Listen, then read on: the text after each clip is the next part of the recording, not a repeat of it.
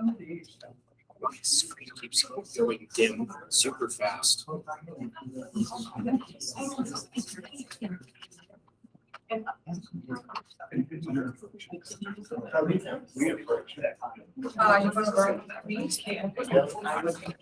that a typical difference?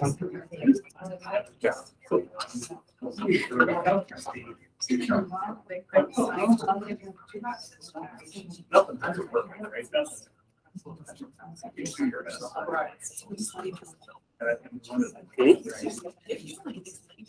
Yeah, it's true.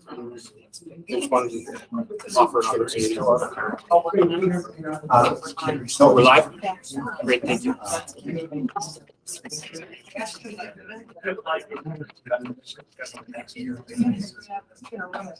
We're going to call the Board of Education meeting to order. Please stand for the Pledge of Allegiance. I pledge allegiance to the flag of the United States of America and to the republic for which it stands, one nation, under God, indivisible, with liberty and justice for all.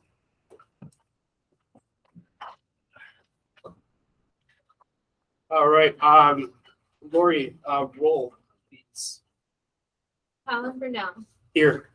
Matthew Phipps. Here. Stacy Seldner. Here. Matthew Spalding. Here. Carrie Trask. Tony Bostelica. Here. And Kathy Willis. Here. Thank you. All right. At this time, we're going to be doing public input. Individuals are allowed a 5-minute max each, up to 30 minutes total. Otherwise, we got. We'll go through and try and get to as many, or we'll go through these and we'll go through them all. So, up to 5-minute max each. Just ask that the first person here we got is Rebecca Walensky.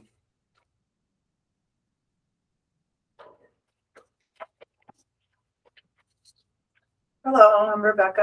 I'm from Newton. I'm reading for somebody else tonight who asked me to read for them.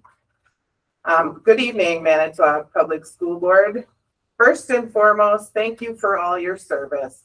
I understand to be in a position such as a school board member is not one that is taken lightly, nor is the work that you do. So thank you for your service. I am also very grateful member of the Ally group who has taken grateful to the member of the Ally group has taken his or her or their time to assist me in reading my concerns that I have to the board. You may be wondering why I'm not in front of you, why I'm not before you myself, rather than having another community member express my concerns to the board. The simple answer is because I am one of several hundred school staff who is employed in our school district. Please know my concern that I have today is not coming from the lens of an educator of the Manitowoc Public School District. And I emphasize on not, because rather an active citizen living in service and greater good of our community outside of my work in our district. I'm concerned about our board members' level of professionalism, etiquette, and representation of our school board, our Manitowoc Public School District, and our state. As board members, you may argue the First Amendment, your freedom to speech, but you know your freedom of speech has consequences. What exactly am I referring to as a concerned citizen? I'm referring to these comments. May I have a Manitowoc Public staff, school board staff member distribute these to the board members? Thank you. Sure. If any of you were a staff member of the Manitowoc Public School District and you behave in the manner on social media platforms such as this, you may be having a meeting in your principal's office with Human Resources and MEA if you are serviced by the union about your poor actions in the community, which is reflective of our school district. You may think this is a fluke, but I can assure you we have had staff disciplined for their actions on social media platforms. So what you've been handed out and is in front of you are copies of posts by board members on social media in recent weeks regarding the Manitowoc Public School District, controversial issues, things that you've been discussing for policy changes, comments that board members have made on social media. Let this sink in.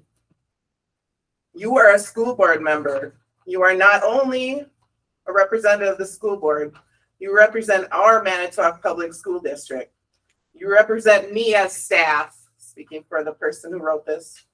You represent our Manitowoc community. You represent your business. You represent your employer. You represent you, your spouse, or your significant other. And if any of these representations does not resonate with you, then let me say this. You represent your children at home. Again, you represent your children. When you behave this way, you're allowing your children to behave this way. Parents acting like immature adults is a fine example of behaviors that we see each and every day in our buildings and school. Let that sink in.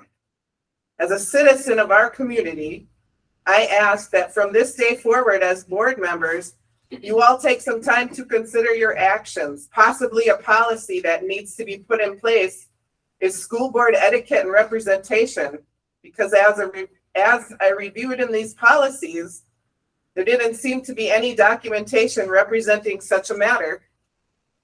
Rebrand yourself to be a community of professionals who you had agreed and signed up to be, and not what is shared with you all this evening on this paper.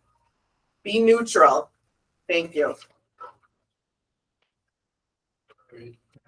Thank you. The next individual for public input is Ann Jensen. Jensen.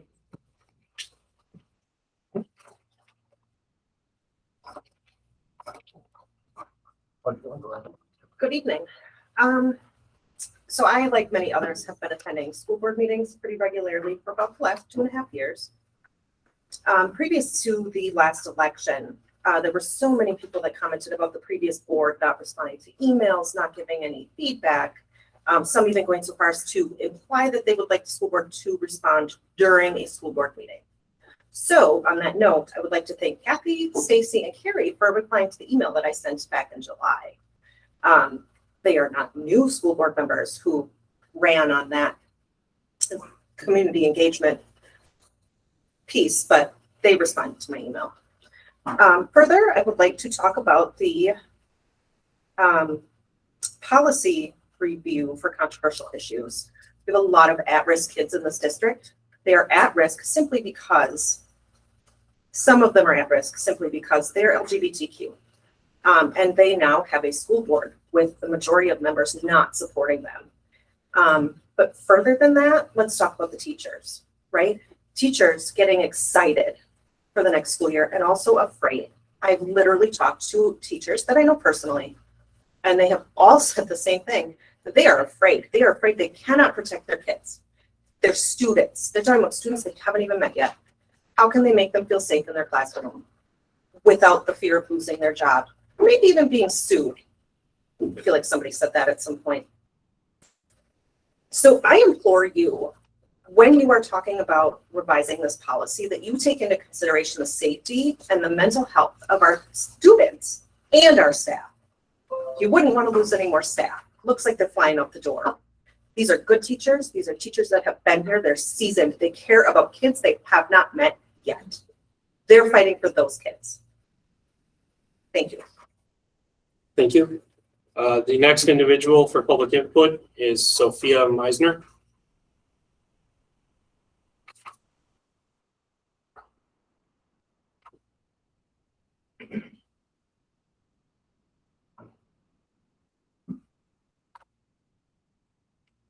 Hello, school board. Sorry. Hello, school board and community members. My name is Sophia Meisner, and my pronouns are she, her. I'm here representing a group from the MPSD school district who are concerned about the treatment of gender non-conforming students in the MPSD school district. After listening to the special board meeting that you held on June 2nd, it seems that board members have some confusion surrounding gendered pronouns.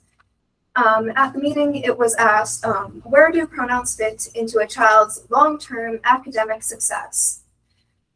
Well, it absolutely does fit. As a minority group, gender nonconforming people are more susceptible to anxiety, depression, and other stress-related mental illness.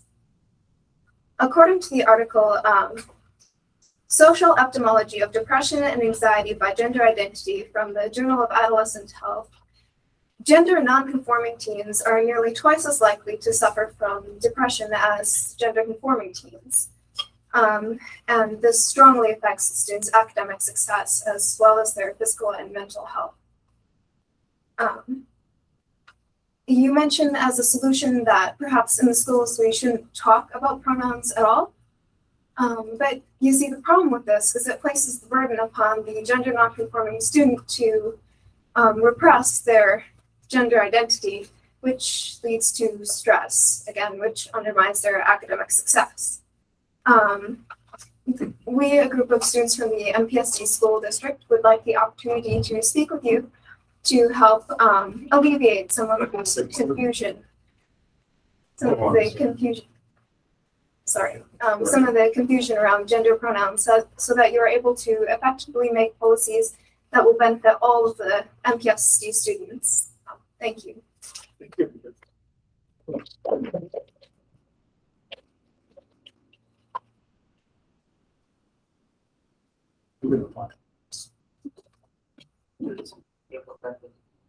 All right, the next individual for public input is Jennifer Gleichner.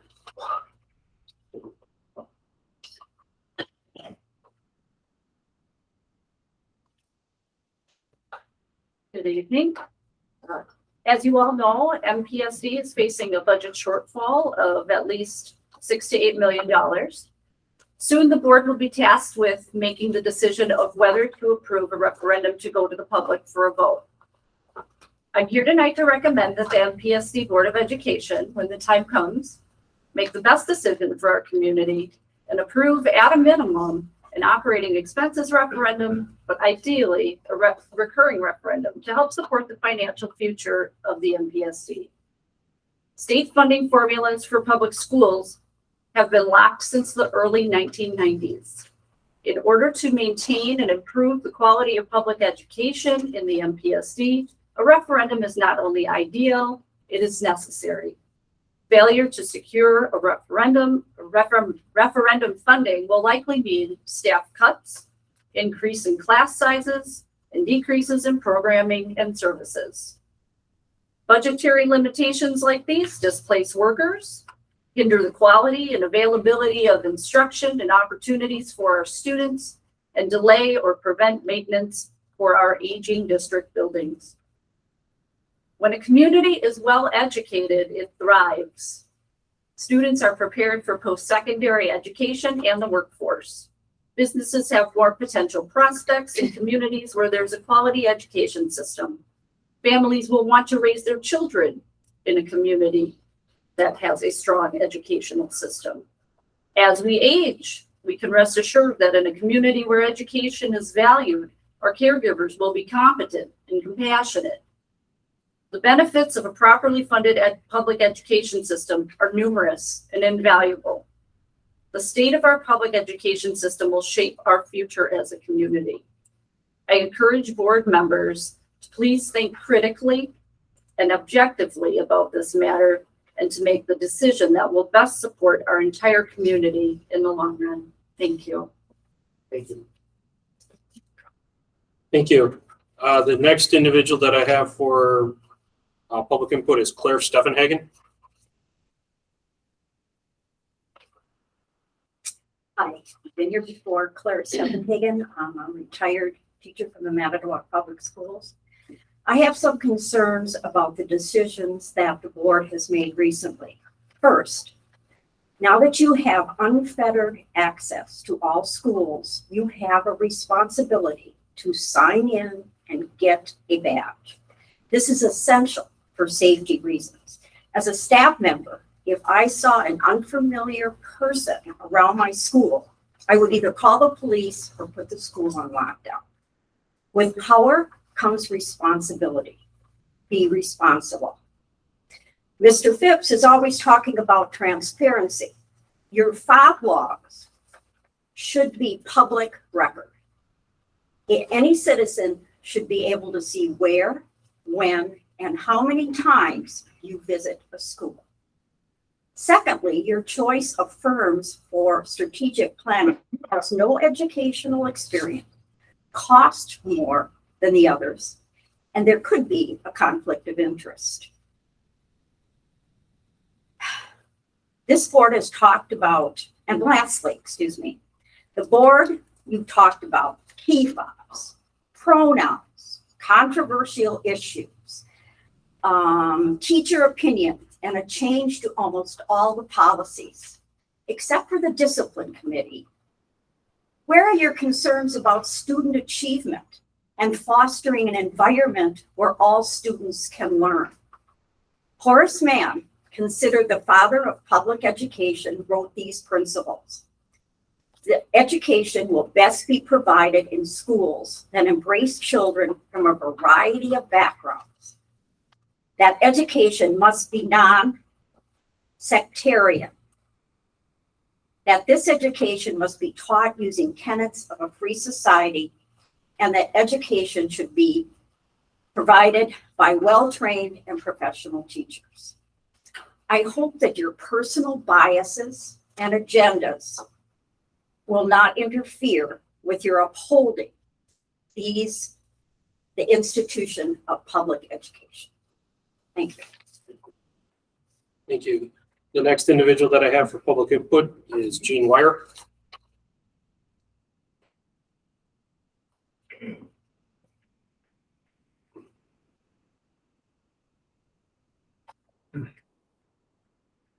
I think things are going in the right direction. Little bit of background. I've heard some things about we're going to run out of money, we've got problems, et cetera, okay? And I also heard some good things, which were the number one thing is to make sure that we get good education, okay? So I'm all over that. I think that's terrific. I went to a two-room school most of my time, okay? Grades 1 through 8, 3 days of kindergarten. And I have to tell you that I swear that this is true. I learned everything that I needed to know by the time I was out of 8th grade for my career. And I actually did pretty damn good, okay? I mean, I had a great career. The bottom line is this, okay? Yeah, it's about money, okay? And I can hear that and I can feel that. I really can. In the same regard, that grade school that I went to, I asked somebody recently, how much does it cost to educate a student? $8,700. You know what it is in the MPSD? 18,000 plus. Okay, so it's an extra $10,000. So money's a little bit of a concern, let's face it. Okay.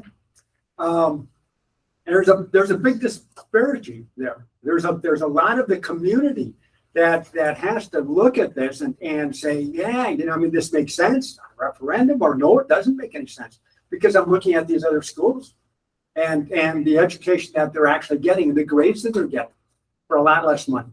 Okay. Now, that said, one of the real important things is to make sure that the budget presentation, which you'll be doing next month, I think. Oh, actually, October 11th. Okay, October 11th, terrific. Has kind of a real easy approach to it. Okay, how many dollars is the budget? How many residents do we have in the area?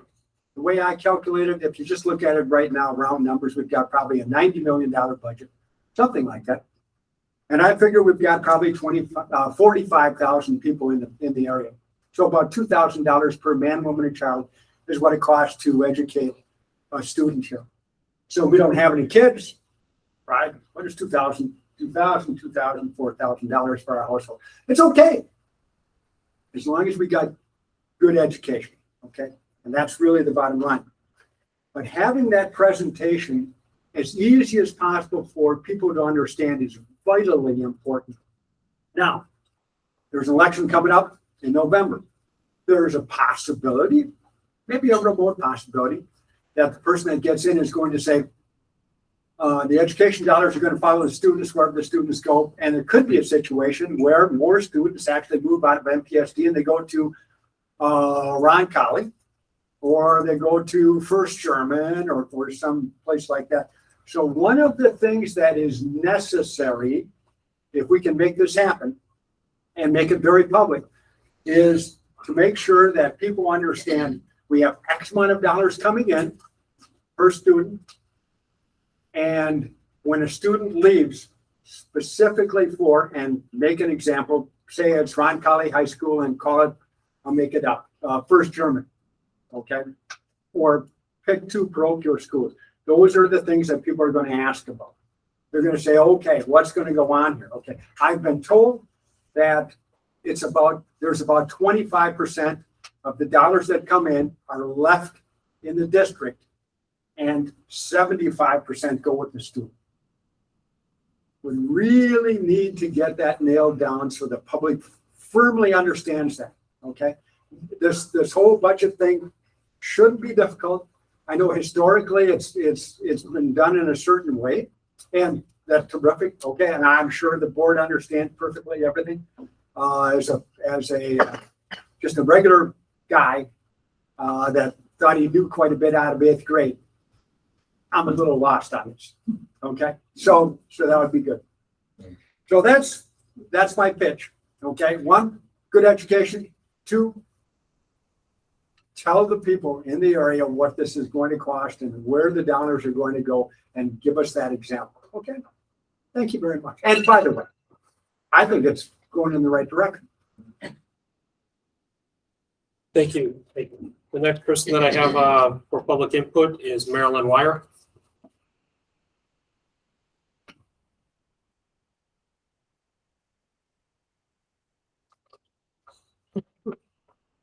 I really don't have a long comment to make, other than I have been kind of following your meetings and your subcommittee meetings online, as well as looking over the minutes.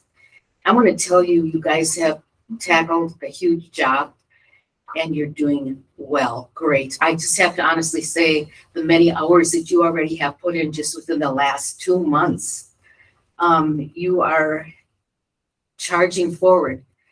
Please keep it up and don't get discouraged. You are doing a great job.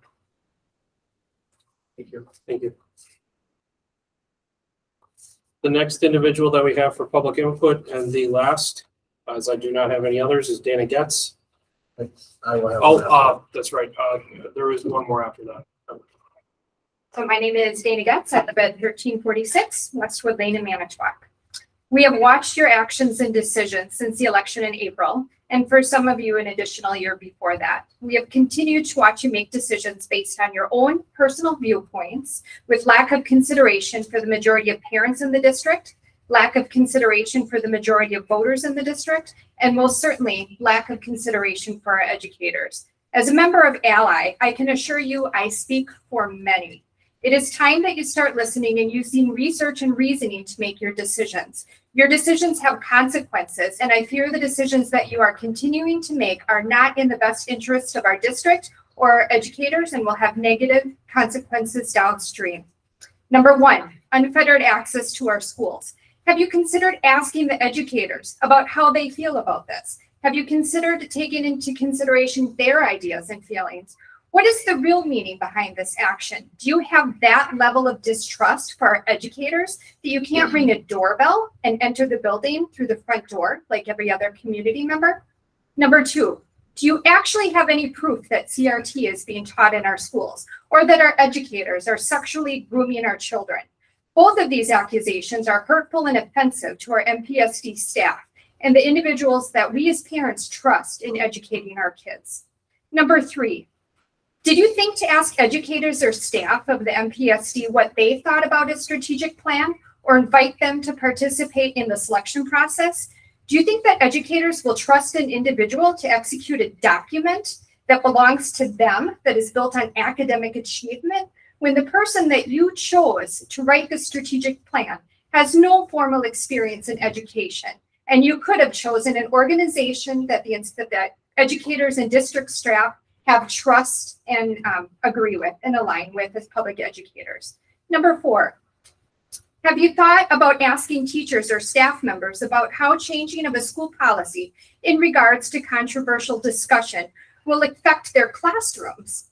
Have you taken into consideration what that means to their level of education and expertise in their craft? Have you taken the time to understand how their academic backgrounds and educational coursework that they have used or completed to earn their degrees, and especially in the field of ethics, how they're prepared to handle these discussions with children? Number 5, today you announce a $5,000 hire bonus, but what have you done to retain the staff that you have? Have you done a fair market analysis to see where our educators hit in salaries around the state? And are you looking at retention bonuses for our staff? I think the time has come for you to put your partisan viewpoints aside and figure out how you can collaborate and compromise with the staff that you have left.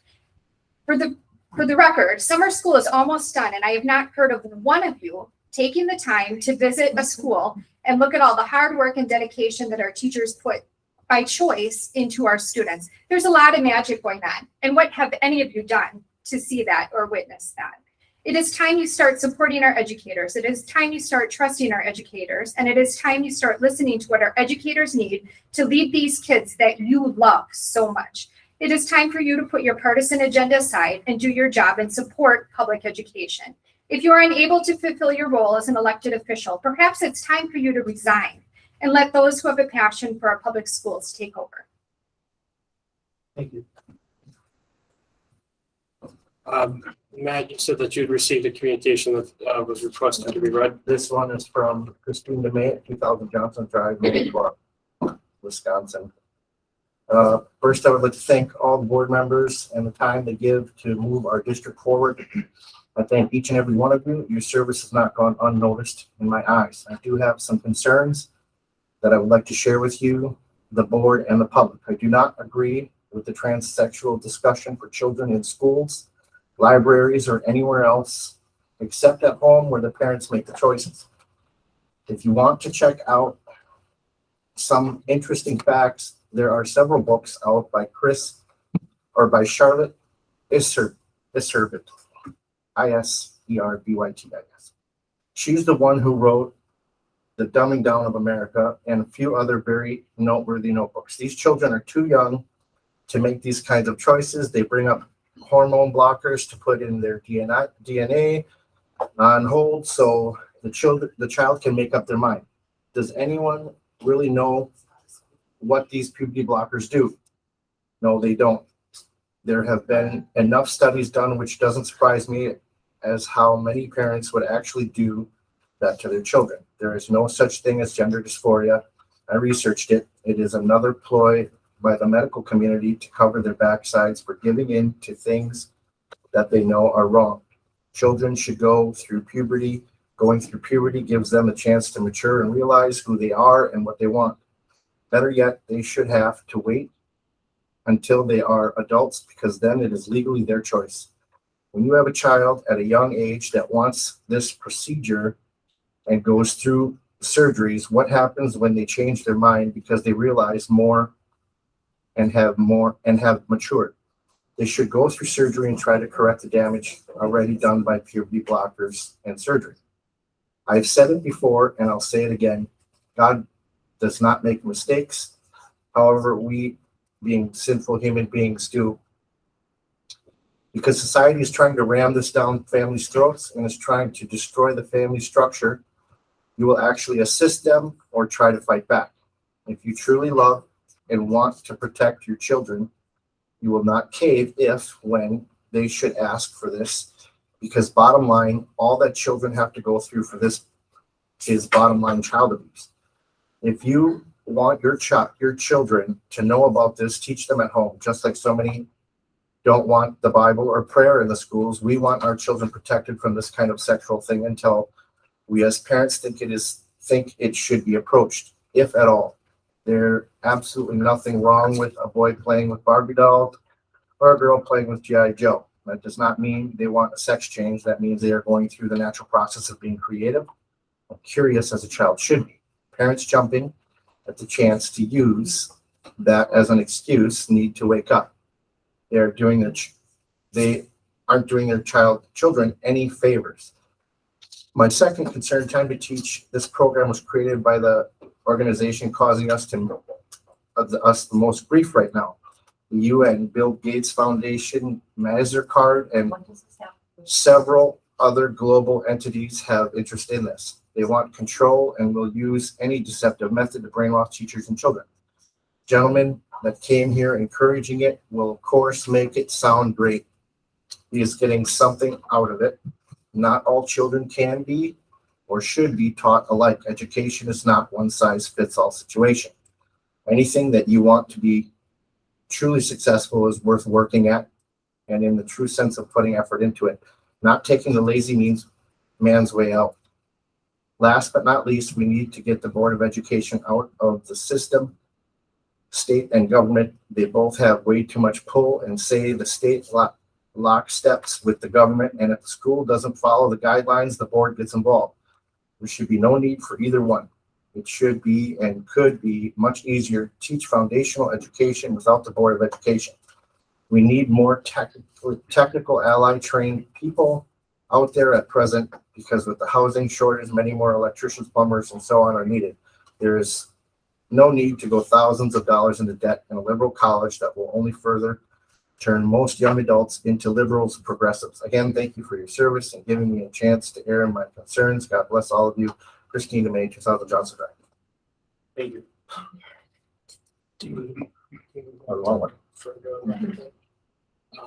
Matt, Huh? can you then supply that letter to Lori for record? Absolutely. Thank you. Do that later. I'll forward that later. All right, with that, I'll close public inputs, bringing us to consent agenda.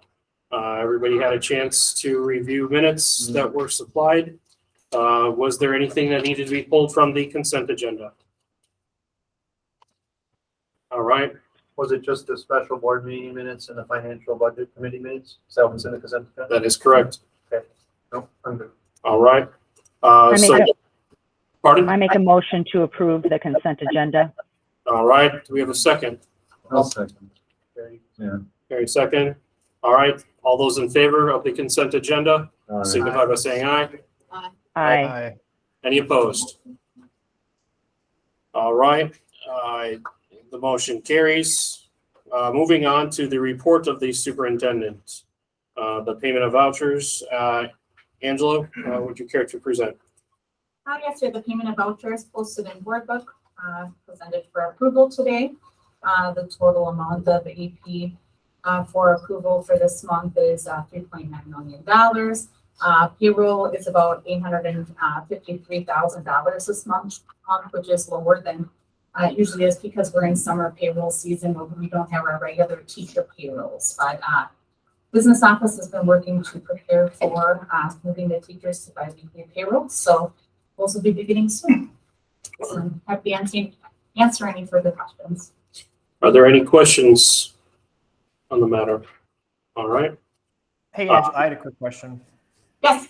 So, Yeah, I was reviewing the report. Thanks for putting that together. And I saw the employee trust funds for $989,000. Can you clarify what that is? Is that the retirement fund, or what exactly is that? Correct. That's the WRS payment that we make to the state for the employer contributions. And that is just a normal benefit that we fund and employee contribution that we have to send on a regular basis. And it's higher during the summer months when we have accrued payrolls from the previous year to close out the budget. So, Okay, so So that's not part of the retirement fund, that's just like a regular payroll tax type thing, is that right? Well, we're required to send those contributions into WRS that holds the funds and administers, the state pension, when employees qualify for that. Gotcha. And is that fairly representative of a typical month, or does that vary throughout the year? That's a larger payment. I believe it's paid on a 1 month lag. So that included 2 months of teacher payrolls, along with the regular standard monthly payroll. So I can't remember offhand what a normal monthly contribution is. I could look that up and get that to you though, but it is, the employee pays 6.5% of their income is their portion, and then we match that. That's just the required percentage, and how it's normally paid out. Sure, yeah, and I'd be curious to know what that looks like on an annual basis, if you don't know that off the top of your head, whenever you get a chance. All right, I can look that up. I can send a follow-up email to the board. Thank you. Yeah, you're welcome. So are there any further questions regarding the payment of the vouchers? All right, with that, I'll seek a motion for approval. So moved. Motion by Stacy. Do we have a second? I'll second it. Matt Phipps, seconds. All those in favor signify by saying aye. Aye. Aye. Any opposed? Aye, All right. or nay, whatever. No, nay? Yeah, I'm opposed, yeah. Okay. Motion carries. The next item on the agenda is the personnel report. Joyce, would you care to present? Yeah. So there's 2 documents, the original personnel report, and then an addendum that was uploaded. I think the original one was uploaded. They were both uploaded on Monday. Of course, we followed the protocol that we established a few months ago that the personnel report is reviewed by the board president, and then, for us to then upload to board book. So it's pretty straightforward, but if there's any questions, I will certainly answer any questions. Yeah, Joyce, I feel as though we have an extraordinary amount of resignations for this time of year. Have you looked into what is normal for us, like in years past for this time of year versus now? I mean, it looks, and I'm questioning too why we have a number of the resignations are listed from June 9th, but we've had meetings since then. So I'm kind of wondering why. So I guess 2-parter. So when we get a teacher resignation like this time of the summer, so for example, on Monday of yesterday, we got 2 teacher resignations that are on the addendum. And then what we do though is we use the June 9th date because that was their last day of work for the month. So even though we got the resignation this week or last week or the week before for a teacher, that they submit their resignation, but we use June 9th on the personnel report because that's really the last day they would have worked for us. Okay. Your other question, I would honestly, have to do a little more research on your question. I mean, we certainly have gotten resignations in prior summers at this time, but I mean, we all know that our teacher turnover has been quite a bit greater this year than it has in previous years. So, but to compare, now to last, I'd have to look at. And how many unfilled positions do we have at this time? Yeah, so for teachers, I want to say yesterday, I believe we had 12 district-wide, 12 vacant teacher positions. Is that counting these shorts? These resignations? Oh. Yes, Um, including the 2 resignations that came in this week. Yeah, I know. And that does not include the parents and so far. Correct. Okay, It's yes, just be our teaching teaching staff. positions. Okay. Carrie, did you have something? I just want to know if the teachers resigning from Franklin are the teachers that were involved in our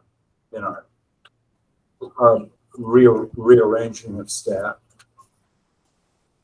You know, we had 3 teachers transferred from Franklin to other places. Were any of those on this list? Okay.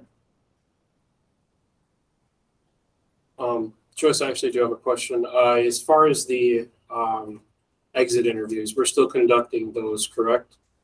And for the exit interviews, how often are we going to be probably seeing a report as far as the reasons and rationales for exits? Yeah, that's a great question. I mean, I have access to that data. I believe Jim does as well, and Mary will then have access. So, you know, I can go into school perceptions right now and look at the results. I think when I made a presentation in the middle of June, I think we had 37 responses. So I think we're now up to 45 or 46, you know, so at any time, you know, and maybe that's something the personnel committee, once Mary is on board, wants to take a look at it again, but we have access to those results at any time. Okay. That's Stacy. Stacy, did you have something to add? Yeah, just to clarify, we aren't doing exit interviews. It's a survey that goes out to all those that have left the district. And the other thing I wanted to ask Joyce was, is the resignation, is this something that is happening all over the state, or is this unique to Manitowoc? It's happening all over. Unfortunately, it's happening. You know, again, I can't speak to what degree or, but I can honestly say that this is not a issue that's unique to Manitowoc. Thank you. Oh, and one other thing I wanted to say is that Joyce did present the data to us. It's a rolling, so they're going to, when you resign, you get the survey right away. So, you know, that data is coming in all the time. I believe traditionally the personnel report gets that information, and then I believe it's October where HR has then presented something about kind of the year. But know that you can go back and listen to that meeting, or I know Tony has gotten information. Joyce has sent the PowerPoint presentation. So anyone that wants the details of that, we do have it. Thank you. Matt. Joyce, this isn't directed towards you by no means. So if you have insight, please help. Because I'm just a simple question. I've been kind of watching the resignations for special ed teachers and paraprofessionals. And I want to know what we're doing to proactively try to retain those teachers or those paraprofessionals, because the turnover rate is so high. Is there anything that we're doing proactively to try to hold on to those teachers or those paraprofessionals in the special ed category at the moment?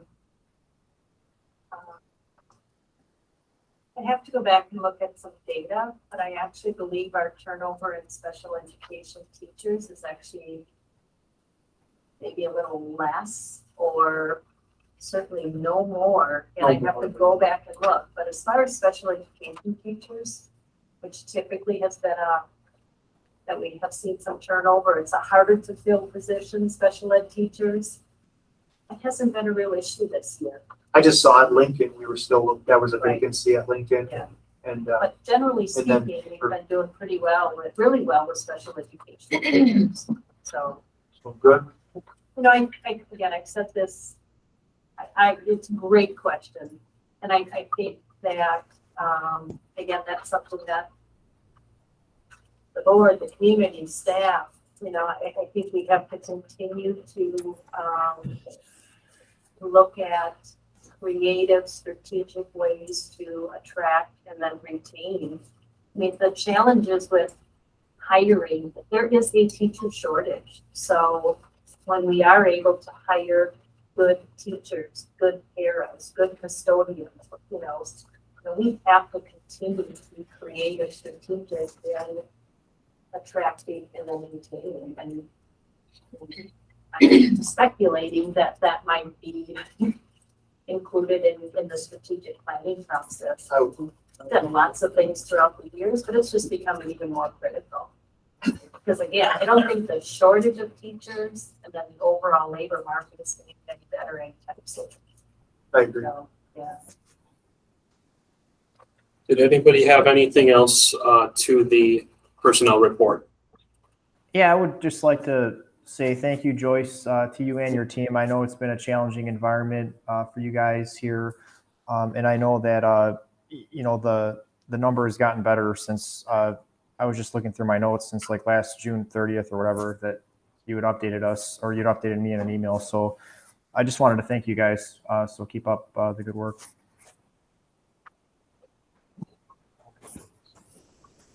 Okay. The next item, we need a motion and a second to approve the personnel report. I'll make the motion. Are we doing the personal and the addendum together? Let's take them separate, yeah. So, Motion to accept the original report. I'll second the personnel report. all right, all those in favor signify by saying aye. Aye. Aye. Any opposed? All right, moving on, the addendum requires a motion and a second. Motion to approve the addendum. Motion to approve the addendum, Matt Spalding. Second. Second, Kathy Willis. All those in favor signify by saying aye. Aye. All those opposed? All right. The next item on the agenda is the Seclusion and Restraint report. Joanne, did Yes. you want to make a presentation to that? Sure, I'll speak to that and certainly take any questions.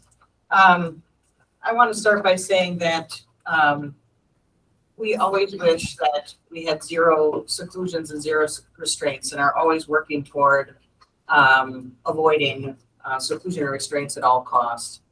I want to be sure that you know that we have staff members trained in every building in nonviolent crisis prevention techniques so that we can avoid having any seclusion and restraints at all. I hope you noticed from the information I shared in your board packet what the definitions of seclusion and restraints are. And also that staff are prohibited from using a seclusion or a restraint unless there is someone who is in clear, present, and imminent risk to the physical safety of students or others and is the least restrictive intervention feasible. For those of you who may not have seen the board packet, because there are others listening, seclusion means the involuntary confinement of a student apart from other students in a room or area from which the student is physically prevented from leaving. And physical restraint means restriction that immobilizes or reduces the ability of a student to freely move their torso, arms, legs, or head. So in situations where there are students who are a danger to themselves or others, there are occasions where a student is secluded and or restrained during an incident. Board members were provided with some information about the total number of incidents of seclusion, also some and also restraint, also some information about what number of students were students with IEPs and special education versus students who are non-IEP students. And then there was a chart provided to you with that information. I want you to know that when these incidents occur, they are taken very seriously. Oftentimes, when they're available, there is a emergency team or a principal involved in the situation who is assisting. That there is a form that is completed and parents are contacted immediately. And then also provided a copy of the form so that we are working hand in hand with them to try to avoid having other seclusions and restraints in the future. Although again, I wish I was reporting that our number is 0. I was pleased when we came to the end here that at the end of the year that for a more typical year than our years during the pandemic, we are down in our number of seclusion and restraints in the district, and our grand total of incidents is 126. Keep in mind with those 126 incidents, it could be that there was a student who required, just as an example, a brief restraint. Perhaps they were going to hit someone, just as an example. And because then the student got out of control and was unable to be held, needed then to be secluded in a place, of course, where they can be seen and are supervised and are in a safe circumstance, that would count as 2. That is a restraint and also a seclusion, and it could happen within moments of each other. I would be happy to answer any questions that the board may have on this topic. I guess I have some. First of all, if I remember correctly, and correct me if I'm wrong, if like for example, one of our schools has multiple, it could be from the same street even, right? Many occurrences could be from the same. So this isn't 126 different students. It's with each occurrence. Correct. There, when you look through the bullet points on the very first page, it does tell you that, for example, there were 67 incidents of seclusion throughout last school year, and there were 23 students involved in those 67 incidents. Now, that data does not tell you if one of those 23 students were responsible for 20 of those, or if it was more evenly spread. But yes, you are right. There could be situations where someone is responsible for multiple incidents. And just for the record too, it's our numbers are down, but they're significantly down. Yeah. So in 2018-19, we had 293. In 2019-20, we had 186, and that was a year was partially virtual. So to be down to 126, like you said, it would be great to be 0, but we are significantly down. Is there a different way we're handling students that's a change, or are we just seeing overall better numbers? When we're working with human beings, it's always a little difficult to answer a question like that. Yeah, I'm sorry. Because it's okay. I'm glad you're asking, because I like to have the opportunity to explain. I think that every person working with children in our school district would like to, at all costs, avoid these situations. And so that means that our mindset is in the right place so that we can avoid those situations. Secondly, I know that training has been provided, and just as an example, during New Teacher Mentor Week, we will have all special education and pupil services members who are new to our district go through a full day training in nonviolent crisis intervention. So we are constantly doing that training. I know that some of the processes in the last years to have discussions directly after the incident have helped us have good discussions around how are we going to be sure this doesn't happen again. And one of the key questions we should always be asking is, why did this happen? What is, in our education terms, what is the function of that behavior? And all behavior is communication. And so what was happening that they were trying to communicate at that moment? And how can we get ahead of that? So those discussions have been helpful. We could do all of those things and still have a circumstance where someone has multiple seclusion and restraint incidents. Because just as an example, I think that you know that over 100 students with IEPs, just as an example, transferred into our school district last year. And so that ever-changing population of students makes it hard for me to say it's absolutely the efforts that we are putting together versus it is that we have different students or something like that. It makes it difficult to know that and be sure that I understand, why that happened. But I can guarantee you that we are working very hard to be sure that we are as low in the number as possible. With that said, everyone here also wants a school environment to be safe. So if a student is a danger to themselves or others, we have an obligation to intervene. And so you wouldn't want the number to be 0 at the risk of anyone being injured. And so there's a balance in that piece as well. So I know I sort of answered what you were asking, Kathy, but I can tell by looking at you that you understand why I'm saying you can't really decide that it's absolutely with one or the other. Yeah, thank you. Carrie, did you have something? Yeah, Joanne, I confess that I was never very good at math. And I noticed that some of these things don't add up. For example, Lincoln had 1 seclusion and 1 restraint, and that equals 4. How is that? Just explain. I was also an English teacher, Carrie. Yeah, So okay. I would be happy, instead of me doing that here in a meeting where I'm Oh, trying to okay.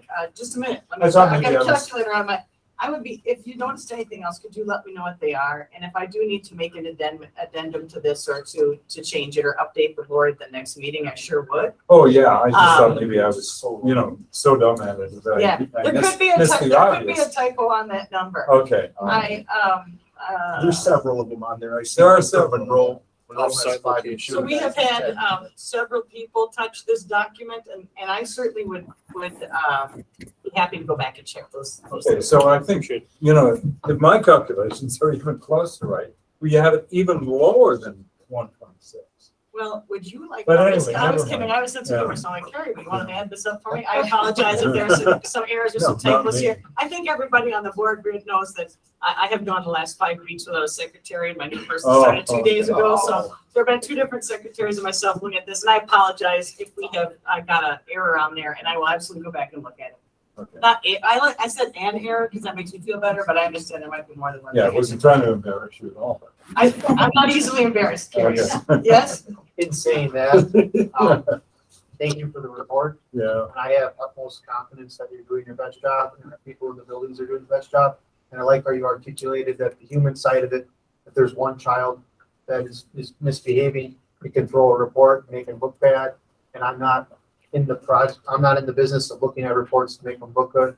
I'm not in the business of trying to help our children. And you articulated that very correctly and clearly. And I understand completely that the report isn't going to always tell everything that we need to see because sometimes there's things that we have to adjust for. And you made a great example of 100 IEPs coming into a district.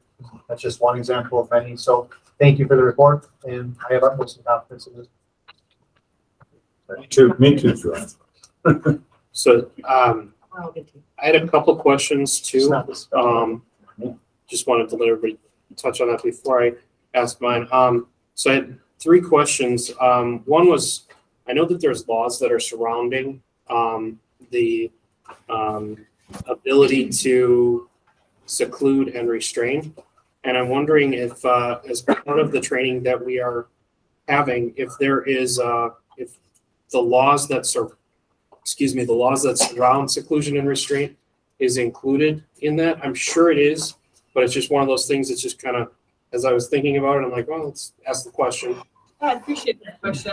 Yes, that's the answer. I usually give really long answers, but the answer is yes. We absolutely educate our staff members around the laws that have to do with seclusion and restraint, including that very important point about students need to be someone needs to be in imminent physical danger, and it needs to be the least restrictive intervention. That's what that would be exactly. Yes. Right. And then the other one, I see some of these on here where it goes, the zeros for seclusion, and then there's numbers for restraint. Is there do we have a criteria for escalation or anything like that that would maybe fall into this element? Is there policy, or I guess not policy, part of the process for how it's escalated? Not positive if I understand what you're asking, but let me see if I do, and I'll let me say it back to you. And Sure. See if we. I think you're asking. Wow, it's interesting that there's different numbers in those 2 areas, and how do they pick, and how do they have some? Am I understanding your question? How Pretty do they, much, yeah. Yeah. How do they decide? And within the training for nonviolent crisis intervention, people are trained to think about that circumstance and use whatever is the least restrictive intervention needed at that time. And there are a lot of factors to take into consideration because I've been an educator for, 28 years or something like that. And everything from someone swinging a fist at someone to someone having a shard of glass in their hand and swinging is a big difference. Then same as is that an adult who is there to defend themselves as a child? Is it someone who, are there lots of people around or a few people? So all of those things are taken into consideration. And in that moment, the intervening adult has to make a decision about whether there is a possibility for example, a restraint. Can we simply kind of hold someone's arm back in that situation, or is more going on in that whole scenario that would make us need to do something else? Sometimes you might be really far away, for example, from a space that would be a safe seclusion. And so you might be in a situation where you don't have a safe seclusion area for you to get to right away, and you don't have the option. I've been at the school forest with students over the years as a principal, and you don't have that option. So you have to take all of that, and we're out on the trails and something occurred. And so you have to just take all of those things in mind and make a decision based on the training that you've received. And you would want that to be the least restrictive measure possible. Did I get to the heart of what you're hoping? Yeah. And then the last one that I had you touched on the fact of doing a debrief, and that was, we'd seen positive results in making sure we understood and captured the situation. Do we have situations where the student is involved in the debrief? Is that part of the required process as well? We would love to have students involved in that debrief, but a decision has to be made about whether that's best for the circumstance. There are times that a student is still escalated and some conversation is taking place. And there are times that students are unable to understand that level of conversation. So we take all those things under consideration, but we always want students to be involved in what's happening with them. I like the phrase, nothing about me without me. That concept of nothing about me without me means include me. And yet there are some circumstances that it would make things worse if they needed to be present for that conversation. So our educators work in cooperation with the family to determine how that works. And we also are looking at what factors are taking place. Thank you very much. I have no other questions. Does anybody else have any other questions to the matter? All right. So there's no action required. It was simply for information. But then we would move on to the district activity report from Superintendent James Fudd. Thank you very much. Just to report out, yesterday, as we're getting ready for a new school year, we had all our principals and administrators gathered together for a luncheon, in a ready state to have a little camaraderie there in terms of how we're planning, how the summer's going, and how we're getting ready for the school year. It was really great. Being with the entire group, what was really nice is that I've gone around and met individually with all of them. I just have one that I, didn't have the opportunity yet, but we'll do that. So that was really good. Today, I was able to stop in and exchange a little bit with our new mentoring group who are getting geared up for training and in a ready state for mentoring our new teachers. And I'd just like to acknowledge Joyce and Jason and Pam, all play significant roles in there. And it was just such a great feeling to be part of that and seeing that synergy and that professionalism, collegiality, and really in terms of this ready state that they work hard to get into, to embrace our new teachers and get them ready. As we're all aware, today is fall primary election day, and we are one of the sites for District 5, and so we've got part of that building was kind of closed off today so that polling can take place in conference room 1 here. Next week, we've got New Educator Week, and so we're referencing that, so that's a whole week. I'll participate in some of the kickoff on Monday, but again, this is really exciting. We have many new teachers coming back. It was nice getting geared up with mentoring, but I'm looking forward to that next week. A lot of paperwork that needs to be processed. So that's going up, and then the week after that, it's all staff coming back and gearing up. And so I sent some communications out. I'll forward you a copy, in terms of as we're getting geared up. But I'm really excited to be part of this thing, and it was really nice. I'd also like, if we haven't, to extend my warm welcome to Mary Blahnik, new HR director, and Joyce and Mary have been working really nice in terms of this handing off of the baton. And I'm anticipating with Joyce's help and Mary's readiness that we're going to have a seamless transition, and we're going to continue to, as we always have, work to improve. Boom. Welcome here. All right, the next item that we have on the agenda for today is the unfinished business, which would be the strategic plan update. So Brett, would you care to give us an update?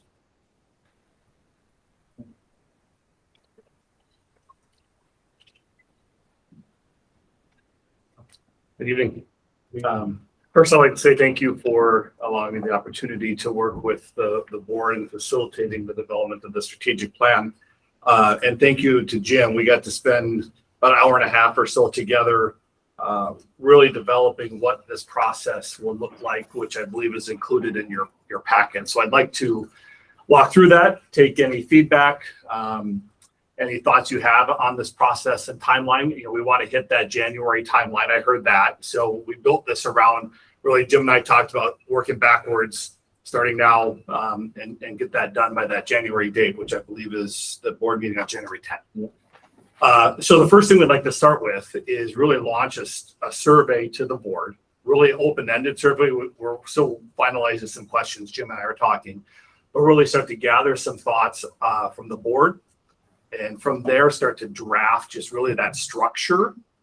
After that, take that then to the leadership, to the educators, to the staff, survey them, get their feedback as well on the development of that plan. Again, around that structure, we've talked about pillars and what does it look like? What categories do we feel we need to address as part of that strategic plan? Whether that is the recruitment and retention of staff, it is the education plan. It could be, related to your last report on some of, how do we address behavioral issues, and all of those components can be built right into that plan. And in between each of these surveys, I intend to come back, brief you on those results. I will ask for individuals to provide me their names, but it will be anonymous to anybody else. I will not share those. I've done this in other groups. Those are confidential for me in case I want to do a follow-up conversation. From there, after we do the leadership, educators, and staff survey results, bring those back again here to the board.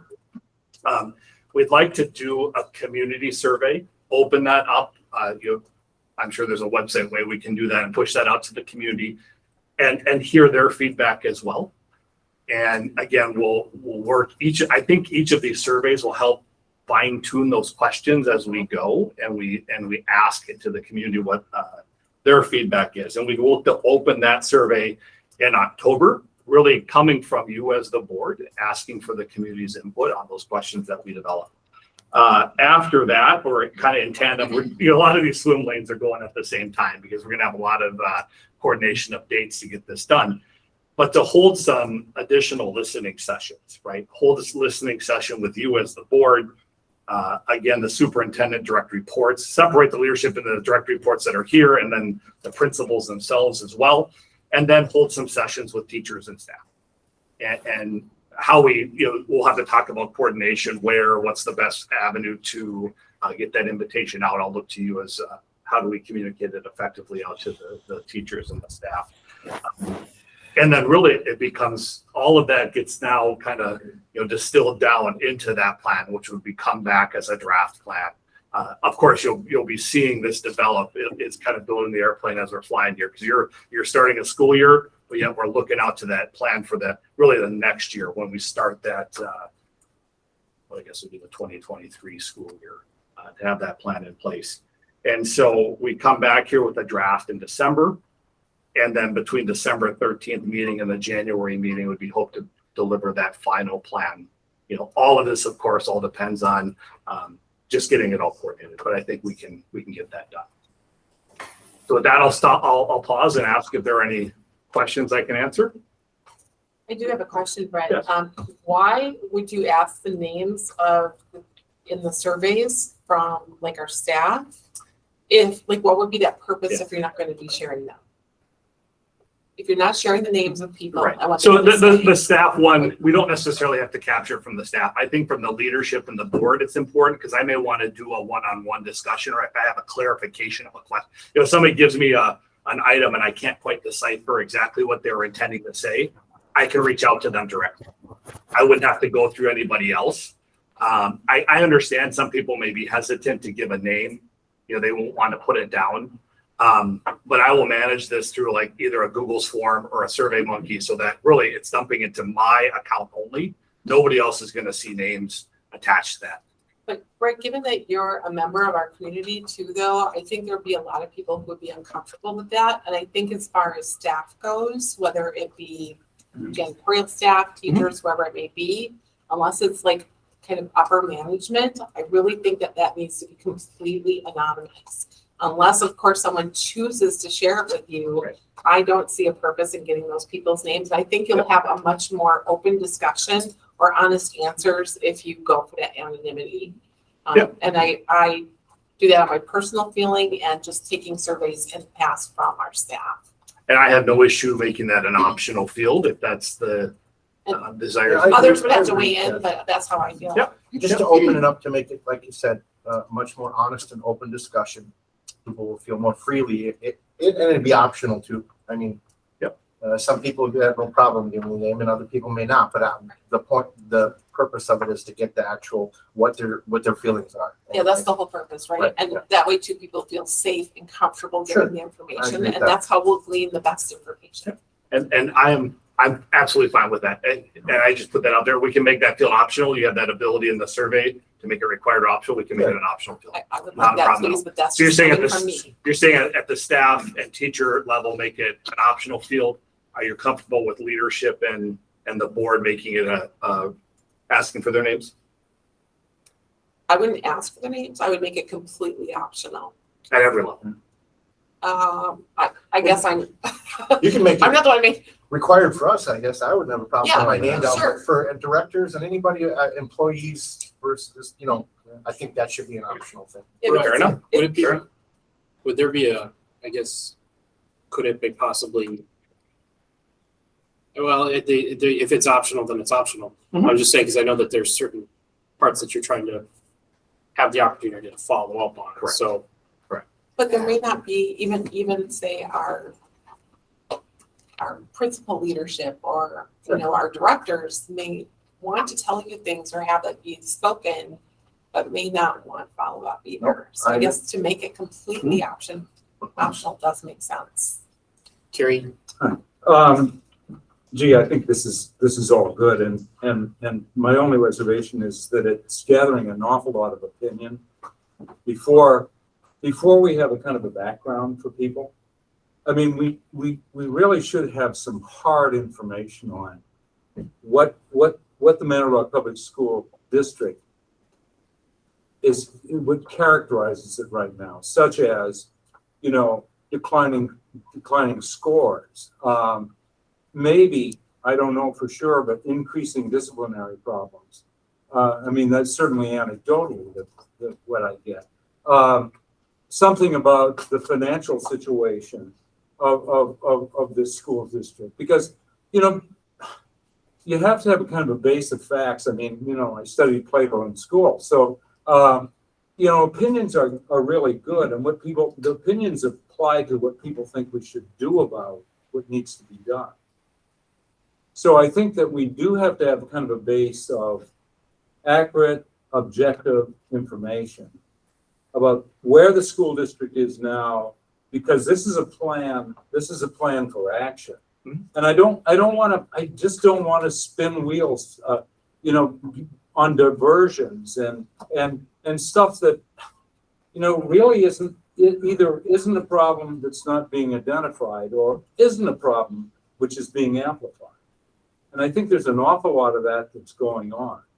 So you're talking an info sheet with that precedes the survey? Is that what you're? Yep, I think that everybody that gets a survey should have some absolutely basic objective facts before they start saying, oh, gee, we should you know, we should restore. It almost kind of comes back to, you know, before when Brett was talking about a SWOT analysis, you know, that's typically surrounding data, you know, in terms of, so that there are critical elements that we're aware of that represent our district.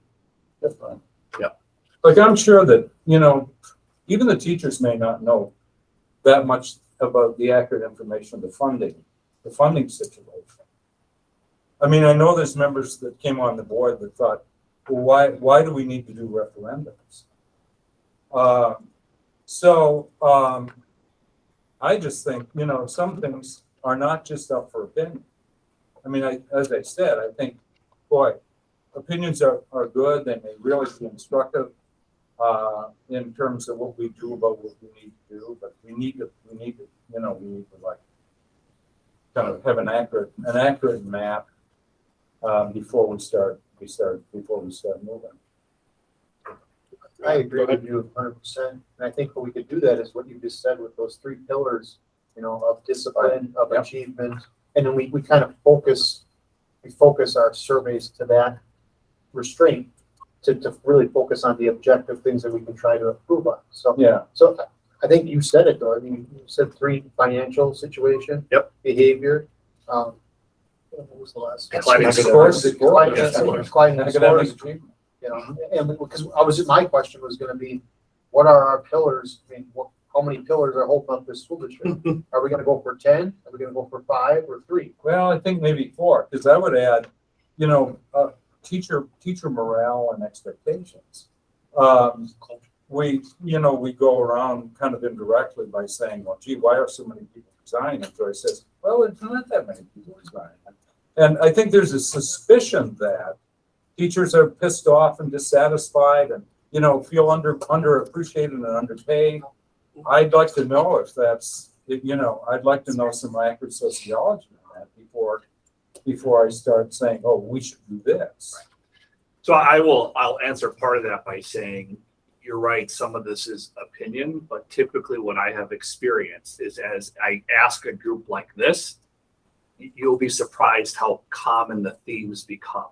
And the pillars almost build themselves. So what you talk about here, it starts to come out in the survey. And as I take those results and I start to group them, you know, I'll almost guarantee, I've already started, Jim and I've talked about, I put together a list of 1.5 pages of my thoughts on what the pillars may come out to be. Okay, yeah. And where, based on, I went back and read like 3 years of the board minutes and I started to look at what I saw in those themes. Now, I don't want to present those because I want the survey to organically provide those. Right? Oh, sure. I'm not too worried about what the pillars would be like. Yeah. I think Phipps is right on in that. But an info sheet is not a bad idea. Or some sort of an introductory start paragraph. with reality before we start projecting. Yeah. Right. Yeah. All right. And then there was one, you know, we had heard earlier from, you know, an individual had said something about including students. I get it that this is the Board of Education, the leadership, principals, teachers, and staff. Has it ever been thought of, or I mean, was it considered to possibly include maybe to see even just a small survey, see where the student population sits on how they interpret their education and the direction that they maybe would want to see? Just an idea, just throw out there. I know that, you know, we sometimes as adults, and I'm guilty of this as myself in parenting, you know, we look at these are the directions, just go do it, right? Yeah. But you know, you don't want to omit the voice of the individual that's being taught. You want to give them some ownership. Has that been considered possibly? We can write any survey we would like, and we can survey any population we would like. The question will become, you know, how far at age level do you go down and ask those questions? You hope in the community you'll get graduates, right? You'll get the graduates providing feedback on their experience in that education. And then at what point do you know, what age group do you go down to and make those questions I would also like to highlight, that annually we do school perception surveying, where we're surveying parents, staff, and students. Yeah. And I will make that information available to them. We Great. already talked about some of this, in terms of, obviously, it's going back to what are we gleaning already from some of the sources of information that we have. Okay. Yeah, so we'll pull in that information as well. Yeah. Does anybody have anything else to ask or voice on? All right. Thank you for your time. I would suggest maybe that you take action to it. I think what's happened is we've been presented a scope, that, maybe you approve the scope and the timeline of the. Okay. Stacy, before we maybe look for motion for that, did you have something to add? I wanted to make a motion to adopt the timeline and the scope. All right. We have a I'll motion second that. and a second. Can we repeat what that is so I have it for the minutes? Stacy, can you repeat your motion, please? Yeah, basically. All right. Just the adoption of the timeline, correct? Yep. The scope? All right. So we have a motion and a second. All those in favor signify by saying aye. Aye. Aye. Aye. Any opposed? All right. So we'll be moving forward with this scope and timeline. All right. Thank you. Appreciate it. Thank you. Appreciate it. The next item to be bringing up here, items brought forward from the August 3rd, 2022 Finance and Budget Committee meetings. The first one would be the budget adjustments. Angela, did you want to speak to that? Sure, I can be brief and answer any questions. Included in board book was the memorandum that was shared with the Finance and Budget Committee. Overall, for preliminary numbers, based on our total revenues and expenditures for Fund 10 and all funds, we did not exceed those amounts. However, with our actual revenues and expenditures, we did end up exceeding our revenues slightly around $100,000. So one of the main reasons for this occurring is the fact that we had to make sort of an unexpected transfer to just reclassify and correctly classify money that was set aside for prepayment of debt, which took place in January. So, that is the reason, one of the main reasons we're doing the budget adjustments. Just as standard practice in general, like big picture, it's standard for school districts annually to adjust their budget multiple times through the year, just because we have certain requirements with DPI with how it's reported, and they want to report it as closely and the board to be kept, just up to date on the budget expenditures, at least, at some point throughout the year. So that is the reason for the update. And so then I did provide like a brief overview within there, just of where we're landing for the year. And they're unaudited figures, just because we're finalizing the audit piece the end of the summer and the early fall. So we'd like to have the approval of the budget adjustments for the 2021-22 fiscal year. Did anybody have any questions before? I just want to say that I took the time to read through this and sent it out, and I'm just thoroughly impressed with Angie's ability to play with all these large numbers, come within so close, and then be able to maneuver things around to get it to fit. It's awesome. So I would motion that we approve. All right. Do we have a second? I'm sorry. All right. I went through it too. Any further discussion to the motion? All right. We have motion and a second. All those in favor signify by saying aye. Aye. Any opposed? All right. The next item to be brought forward from the August 3rd Finance and Budget Committee meeting was the purchase of computers. Yes. And along with the purchase, the memo also attached in board book just provided an overall overview of our ESSER funding and claiming to date. So this included both private and public. As for ESSER 1 expenditures, year expenditures, they were two of the earlier pandemic relief funds. The private schools had equitable shares. So So the memo includes just an overview of the sort of larger buckets of how the money was spent. And I'm happy to, provide any information for that. Coming up for ESSER 3 this year, we had, three main things, like our 3% staff CPI increase was budgeted for about 1.9 million. Staff, sort of stipends and just retention bonuses of $1,500 for each staff member are in the budget for $1.3 million. And then just $1.1 million in just rollover staffing expenditures from the previous year with ESSER funding. So I just really wanted to, make sure that we were keeping the community updated on how the funds were being spent and claimed. As with all federal funding, we're required to spend the money according to the requirements, fill out forms, applications, submit claims to the state, and then we get the money. So this just works to help us close out our financial year, and just wanted to share an update with the public.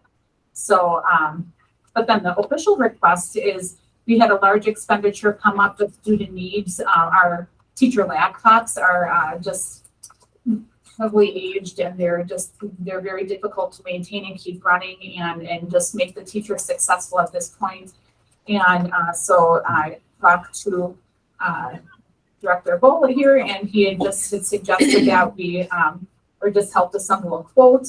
And so we're just looking for approval for 400 teacher laptops in the amount of $336,664. I apologize, there's a pound sign there instead of a dollar sign, but they're really dollars. I just sort of said no. So, and Jason, I invite him to speak to that as well, please, if you'd like to add anything to that. Nothing to add now. Yeah, I could answer questions that You had somebody. You want? I didn't see any. Stacy or Tony, did you guys hit your button? I don't think it. Oh, Nobody's hand. Matt, did you have something to So add? I think the laptops is a great idea. Obviously we have 7 years on a laptop. We all know that that's pretty old. So I think that moving forward, purchasing new laptops for our teachers is a great asset. However, I would like to try to think of a way that would help. We could create an option, like it would be called like own your own option, where maybe a teacher could purchase a laptop, maybe, like 2 years into the new laptop, and then they could take it home, and it would be theirs if they decided to move on in a different field, or if they were going to continue to have that. And then obviously it would be a way to prevent us from having to buy 400 laptops at once. Obviously that's a big order because of our aging laptops. It was just an idea. I listened to it in committee. I thought of this option, obviously between then and now. And, I did it throughout UW Scout. I bought my own laptop. It worked out well. And I took care of mine a little bit more because I knew it was going to be mine. So, but that was me being a kid. So anyways, but I'm just trying to say that it might be a way that we could help and we could work out the numbers, but it would be very advantageous to just purchase your own laptop. But I think that would be an option that we could look forward to doing that. But I'm completely okay with and would like to make a motion to purchase these laptops with the ESSER fund at this point. I just would like to leave that as an option for us. So we do have a motion, I totally want to second and we it. have a second. So we'll open up for discussion. Is there any discussion to that? The only thing I'd like to add is that I know from communicating with various teachers in these last, a couple of years, but especially these last few months, that a lot of teachers are having issues with their laptops. So it's actually an exciting proposal, I think, to get them new ones so that they can function better. I was thrilled to see it as well too, but I do have a couple questions for you, Andy. Am I under the impression we have a certain deadline for this ESSER fund stuff that we have to choose? Is it Yes, the end of this we're month? gonna get these, so this will take care of the last little bit of ESSER 1 funding that we have, and we have to have that claimed and spent by September 30th this year, and then like next year ESSER 2 expires, and then the following year ESSER 3 expires. So we just have some timelines, and we'll meet them without problem. We also have ways that we can, like if for some reason these don't come in, because they could be, on back order, maybe they'll come in right away. I'm not sure that we can, shift other things around to make sure that we maximize our revenue source. But yes, and I was going to mention too, just, to take on to what Matt had said about the potential, we're gonna look into lease programs, and just explore all the options. That's, what we always should be doing. But we, do recognize that the last set of teacher laptops was, they were all bought in bulk. And so the goal, and Jason Bull and I have already talked about this, we're gonna create a plan where we need to just build it into the budget where we are replacing some on a regular basis. So we avoid sort of the critical mass and emergency, so that we just have a better operating plan overall for them. So there is a motion on the floor, to approve the, computer purchase. I did want to add one thing, that was also discussed was a possible lease option as well. But I think that this purchase would help, now. So I think it's best to move forward. So we have a motion and a second. All those in favor signify by saying aye. Aye. Aye. Any opposed? All right, motion carries for the purchase of the new laptops.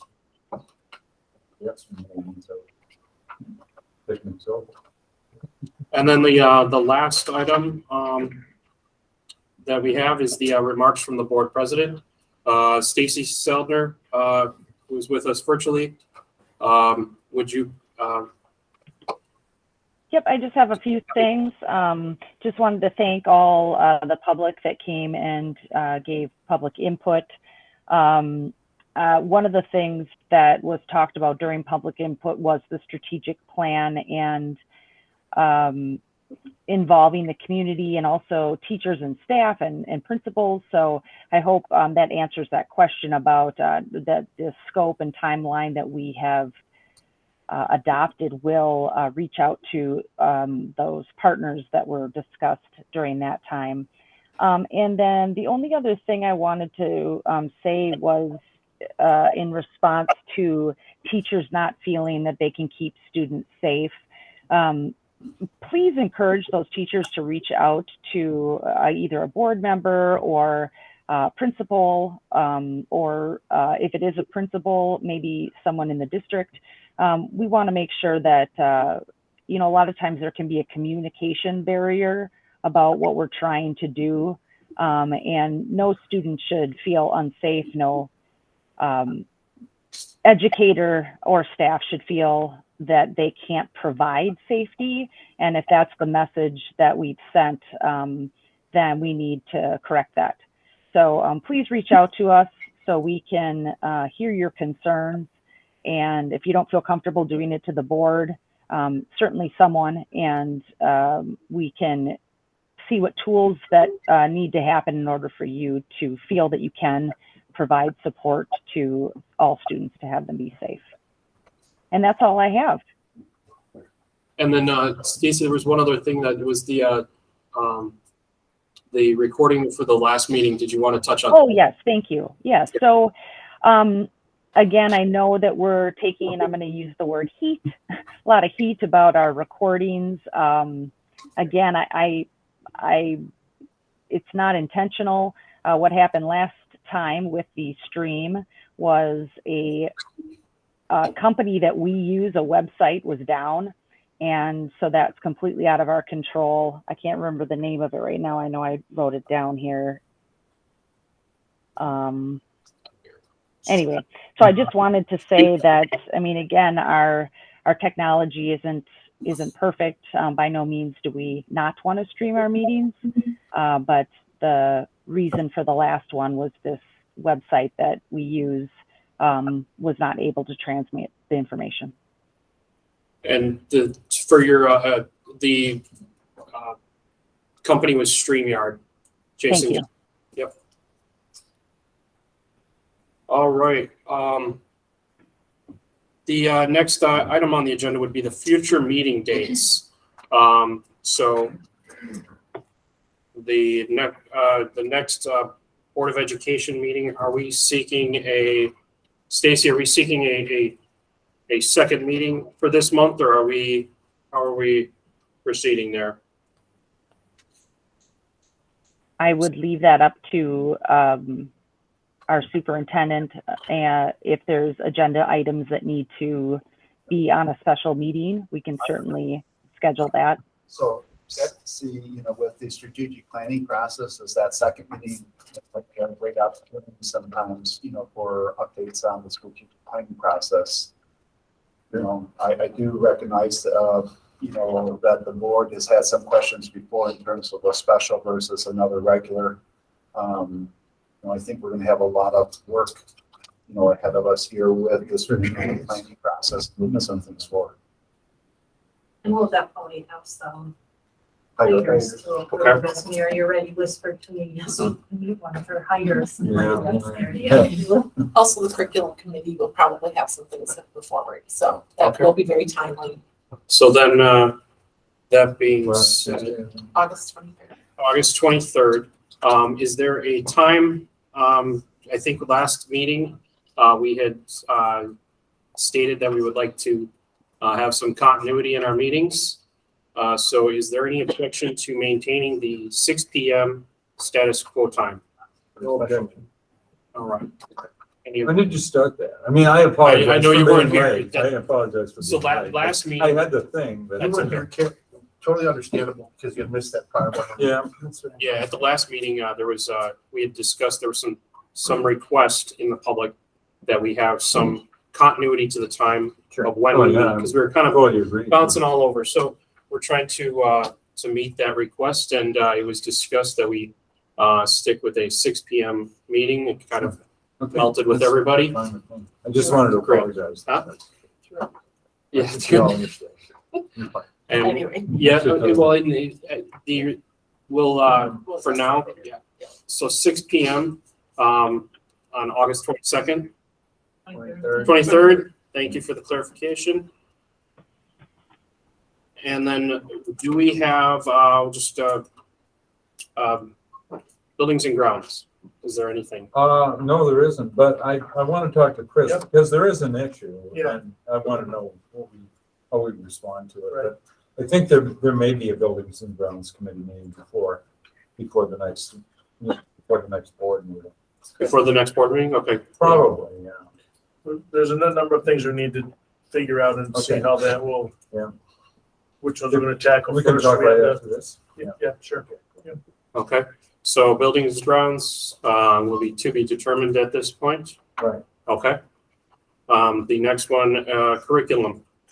Curriculum will be meeting August 16th. What time did we determine that? 5. Okay, thank you.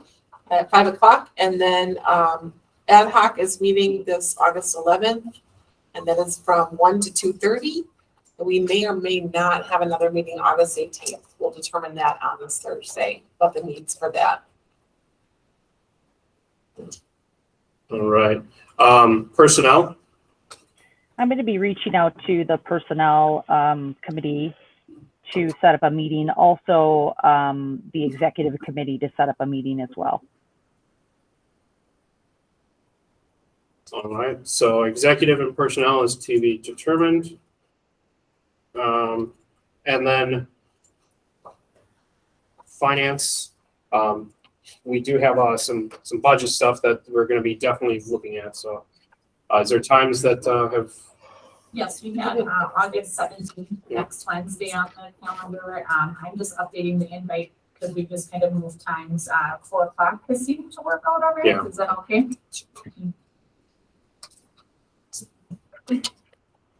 And so that is there anything else for the good of the order? If not, I would seek a motion to adjourn. I'll make the motion to adjourn. All right, motion. Terry, did you have a second? Yep. All right. All those in favor signify by saying aye. Aye. Aye. All right, any opposed? And we are adjourned.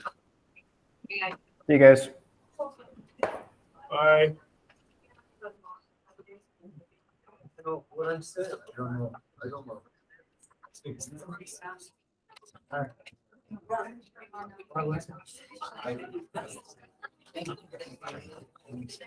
Well, we need to. I don't know.